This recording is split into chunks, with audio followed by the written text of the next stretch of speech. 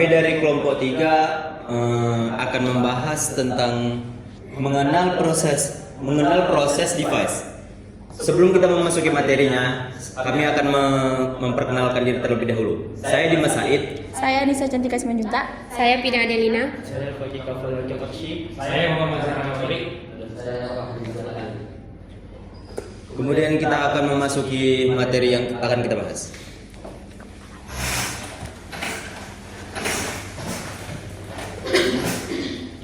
Di sini kami akan membahas tentang CPU, ALU, bus, CU, register, RAM, dan ROM. Materi pertama kita akan membahas Central Processing Unit atau yang biasa kita kenal dengan CPU. CPU atau prosesor adalah komponen utama komputer yang bertugas mengelola data dan menjalankan instruksi dari perangkat lunak atau software. Kemudian ada ALU atau Arithmetic Logic Unit. ALU adalah bagian dari CPU yang berfungsi melakukan perhitungan aritmatika dan operasi logika. Bagian ini merupakan inti pemrosesan data. Materi selanjutnya akan saya serahkan kepada Anissa. Oke, saya akan menjelaskan tentang CU atau Control Unit. CU adalah bagian dari CPU yang berfungsi mengendalikan dan mengkoordinasikan kerja seluruh bagian komputer agar bekerja secara sistematis.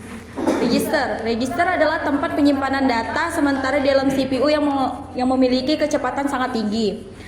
Karena ukurannya kecil, register digunakan untuk menyimpan data yang sedang diproses.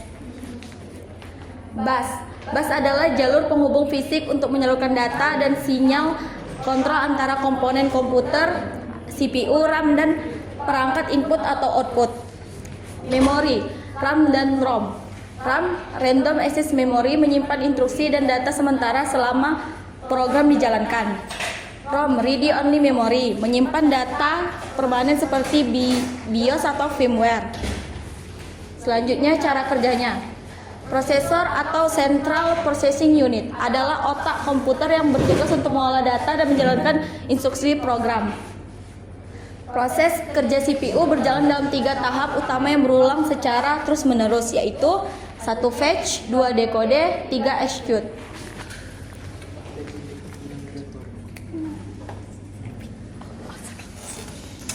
Materi selanjutnya akan kita bahas dengan Spina.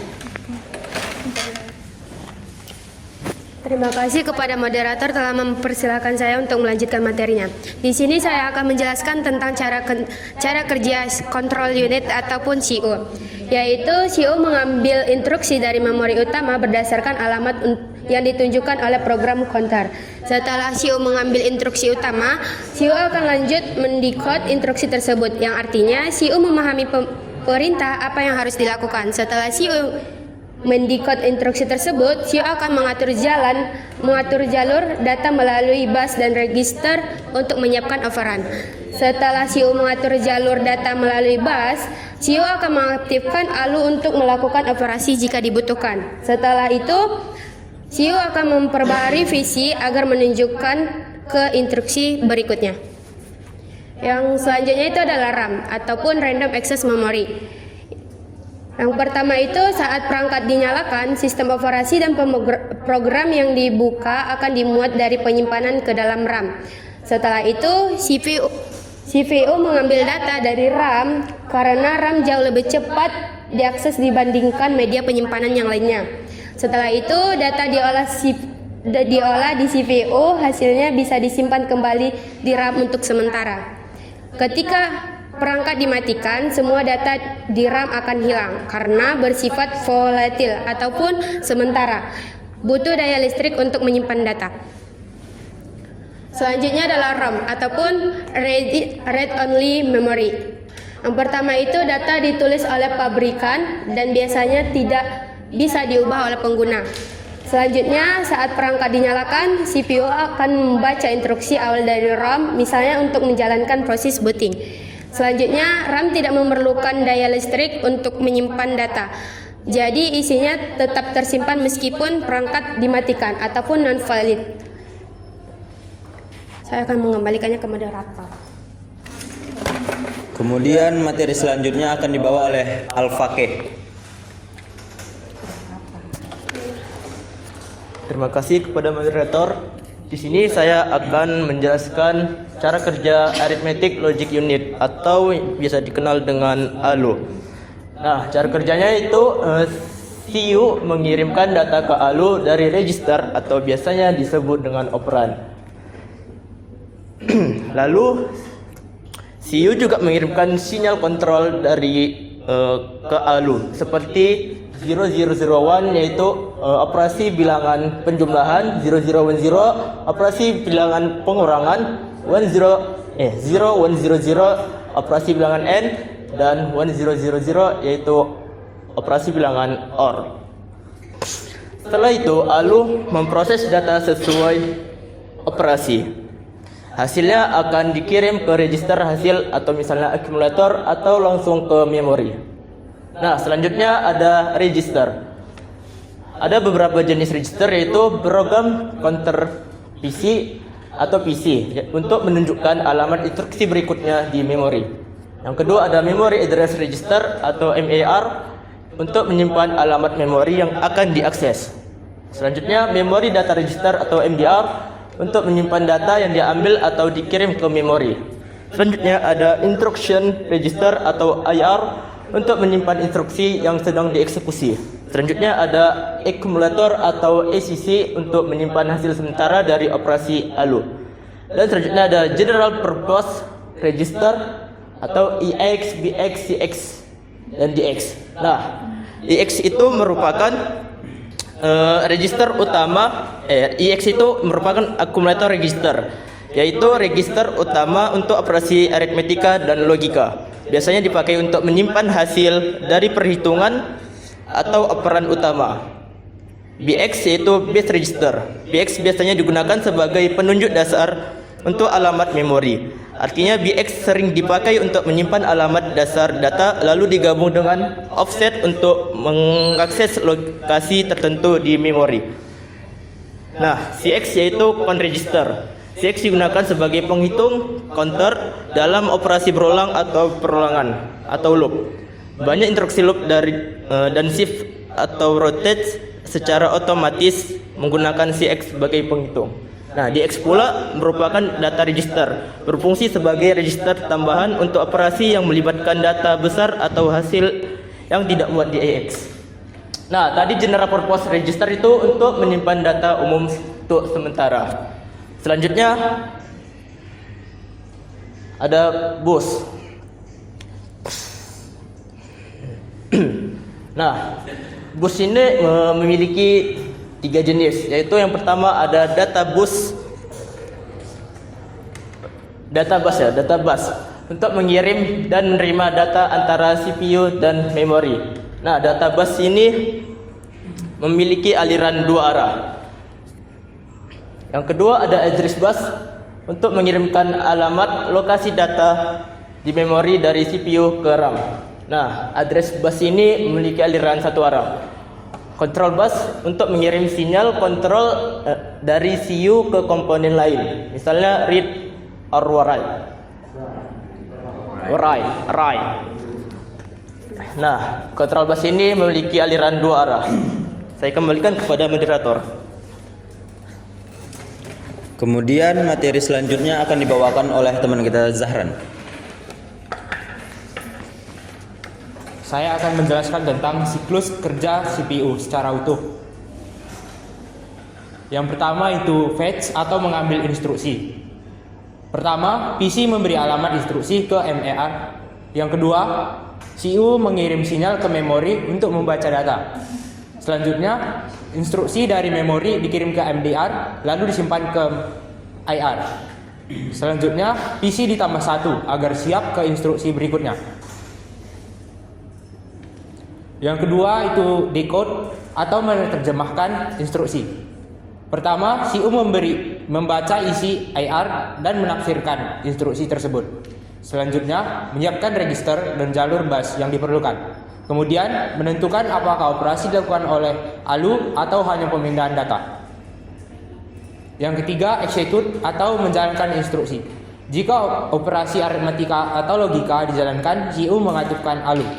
Kemudian, ALU memproses data dari register, hasil disimpan di akumulator. Selanjutnya, jika operasi pemilihan data dijalankan, CPU mengatur transfer melalui bus. Setelah selesai, hasil dikirim ke memori atau output. Saya akan mengembalikan ke moderator. Setelah ini kita akan memperlihatkan ada video yang akan dijelaskan kembali oleh teman kita yang bernama Ali. Misalnya kita mengetik huruf Y. Ketika huruf Y ditekan, keyboard akan mengirimkan perintah. Perintah akan masuk ke dalam keyboard prosesor. Keyboard prosesor bertugas untuk mencocokkan inputan dengan kode binarnya. Selanjutnya, keyboard prosesor ini mengirimkan sinyal kepada RAM. Sementara itu, keyboard prosesor juga mengirimkan sinyal kepada keyboard controller melalui bus. Bus adalah penghubung antara komponen-komponen di dalam sistem komputer. Keyboard controller digunakan sebagai penghubung antara keyboard dengan komputer. Fungsi utamanya adalah untuk menginformasikan kepada komputer ketika tombol ditekan atau dilepaskan. Setelah dari keyboard controller, masuk kepada interrupt controller. Interrupt controller digunakan untuk memfokuskan perintah sehingga menghentikan perintah yang lain. Setelah dari interrupt controller, sinyal masuk ke prosesor. Pada CPU terdapat 3 bagian utama, yaitu control unit, arithmetic logic unit atau ALU, dan register. Pertama-tama, perintah akan dikirimkan ke control unit. Control unit adalah bagian yang bertugas untuk mengontrol segala apapun pada prosesor. Bila instruksi merupakan perhitungan logika atau aritmatika, maka ia dibawa ke ALU untuk diproses. Hasilnya akan ditampung di akumulator. Setelah itu, perintah akan dikirimkan menuju register untuk disimpan sementara. Yang selanjutnya akan dikembalikan menuju ALU. Kembali lagi ke control unit,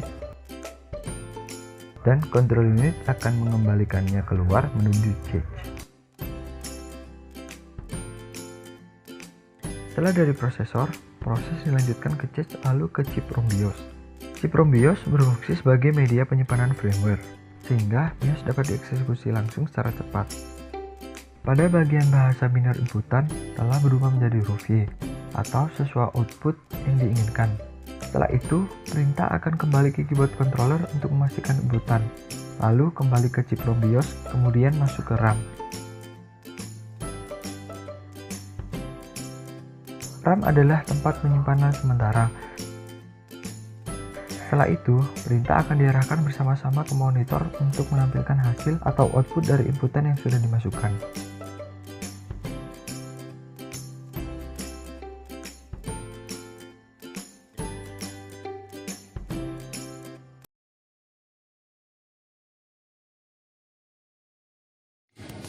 Oke, seperti yang sama-sama kita tonton, cara kerja atau siklus kerjanya itu sangat simpel dan sederhana.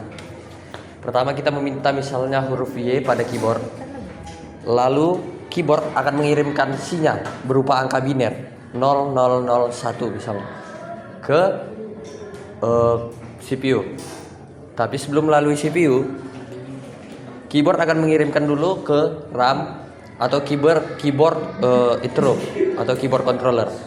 Setelah itu keyboard controller akan mengantar menggunakan bus ke interrupt controller, dan interrupt controller akan mengirimkan sinyal melalui bus juga ke prosesor. Nah, ketika sampai di prosesor akan mengirim kepada cache untuk mengetahui apa yang diminta. Nanti prosesor akan mengolah data. Jika data itu berupa perhitungan, maka dia akan masuk pada ALU, Arithmetic Logic Unit.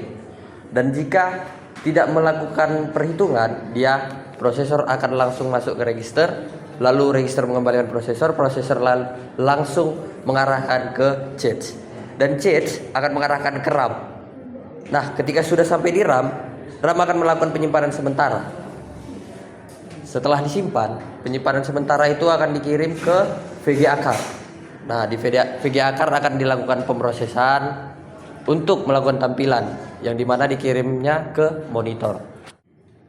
Oke, mungkin Segitu aja penjelasan singkat saya. Barangkali teman-teman dapat memahami sehingga ilmu dan pengetahuan kita dapat bertambah. Oke, terima kasih. Untuk itu saya kembalikan kepada moderator.